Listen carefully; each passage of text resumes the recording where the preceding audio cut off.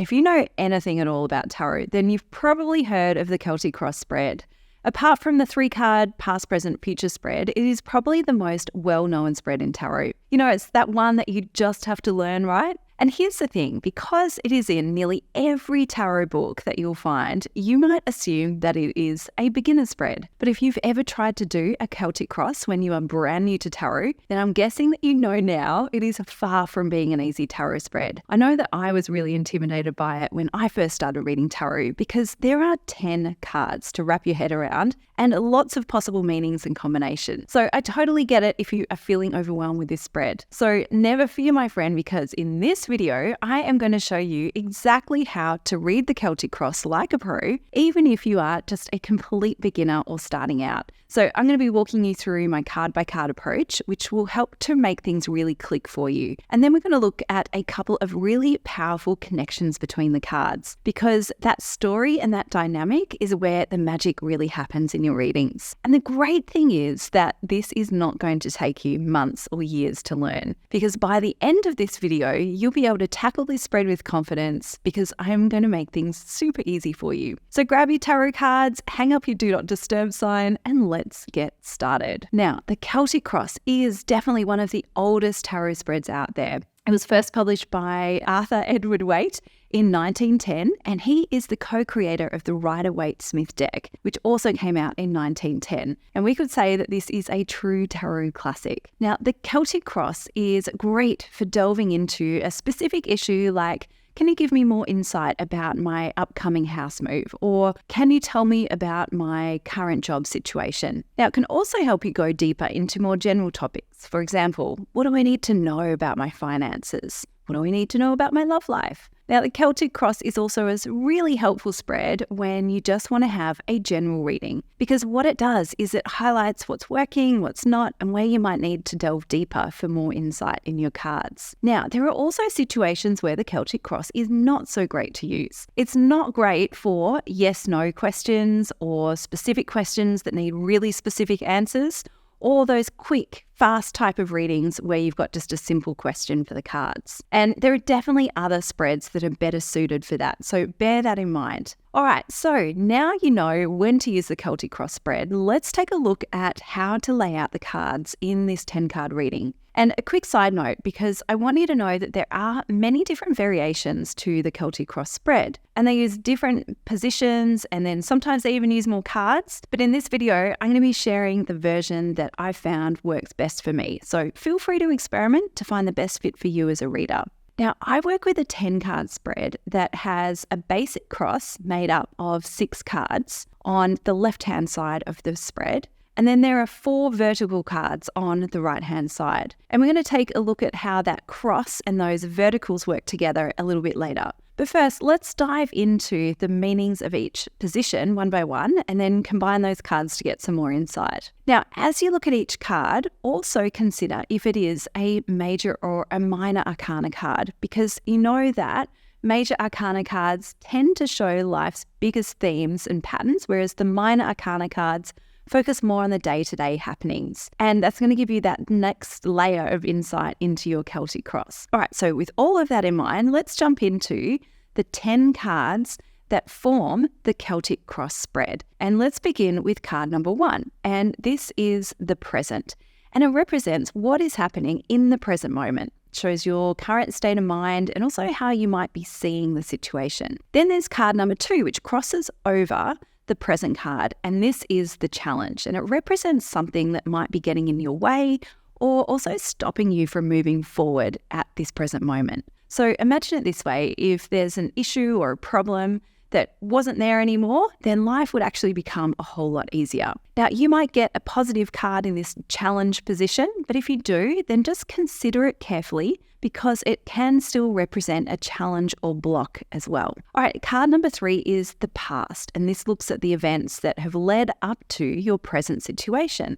and it usually deals with the more recent past. So it might help you understand how the challenge came about in your life as well. Then we have card number 4, and this is the future card. And just like the past card, it usually refers to the immediate future that is coming maybe in the next few weeks or months. It's not that final outcome, which we see in card number 10, more about that soon, but more about the next step on your path, should everything stay as it is now. Now, card number 5 is the above position, and it sits above the present moment. And this really reflects your goal, your aspirations, or the best outcome with regards to the situation. And it also shows you what you're working towards, or the thing that's really occupying your conscious thoughts, like your thought space.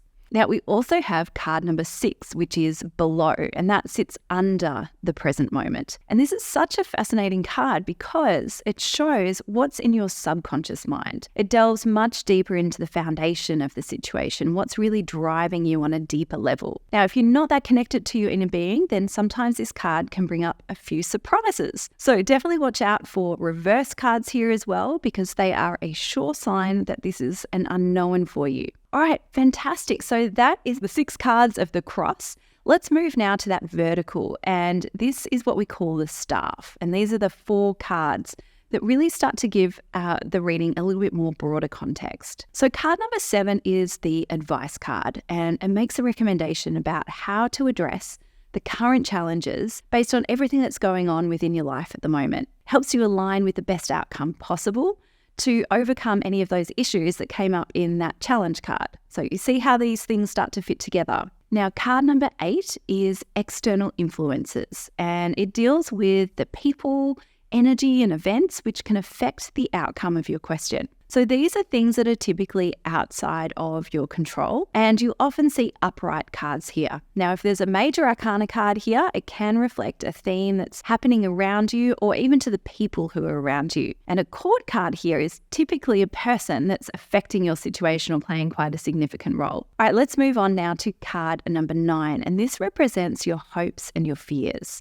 Now, this is probably one of the most difficult positions to interpret because it's like, which one is it? Is it hope or is it a fear? And I've got to confess, when I was learning to read the Celtic Cross, it always got me a little bit confused. Now, once I realized though that hopes and fears are actually often intertwined, then I was able to interpret this position more easily. Because here's the thing, what you hope for may also be what you fear. And that might actually cause things to not happen in the way that you want them to. So an example of this is if you pulled the Sun card and you might be really hopeful for a positive outcome. But then what if it doesn't work out the way that you want it to? The fear then becomes maybe you're going to get disappointed and the success of the Sun doesn't come to fruition, you see. So sometimes it's good to draw a second card here for a bit more clarification. And if you do that, I really recommend you ask a question as you pull that clarification card. Because if you leave it a bit general, then you might not really get what that message is. And then you start pulling up more and more cards until you've got 20 cards. All right, so now we move on to the final card, card 10, and this is the outcome.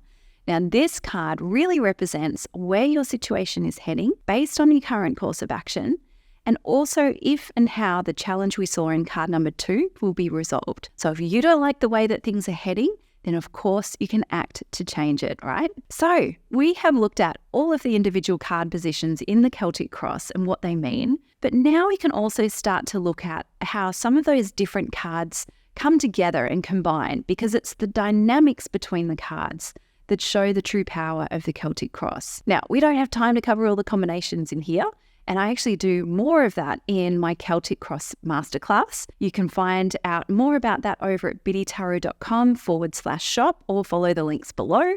And instead though, what I want to do is share with you a couple of my favorite combinations in the Celtic Cross. So first is cards 1, 3, and 4. Now these give you that simple past, present, future spread within the larger Celtic Cross. So you can actually look at these 3 cards together to really understand the timeline of events and where things are heading. You might even read them like they're pages of a storybook, and then you can relate that back to your situation. So for example, there was once a man on a spiritual journey, that's your hermit in the past, who finally found a partner, 2 of Cups in the present, and then is about to create a new life with this person, and you have 10 of Cups in the future.